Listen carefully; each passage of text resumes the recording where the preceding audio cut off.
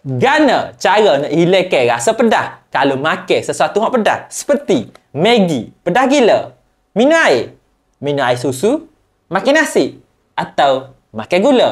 Jom kita terbuat. Cubaan pertama, kita guna air kosong untuk hilangkan rasa pedas. Bismillahirrahmanirrahim.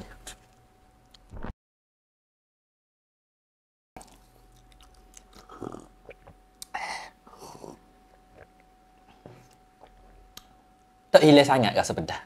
Percubaan kedua, kita gunakan air susu untuk hilangkan rasa pedas.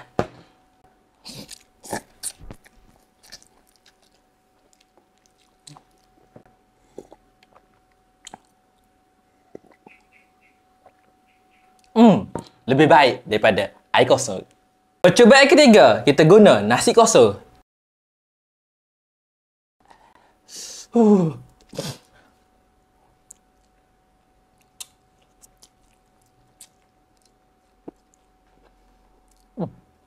Tak ada susah sangat. Percubaan keempat, kita gunakan gula untuk hilangkan rasa pedas.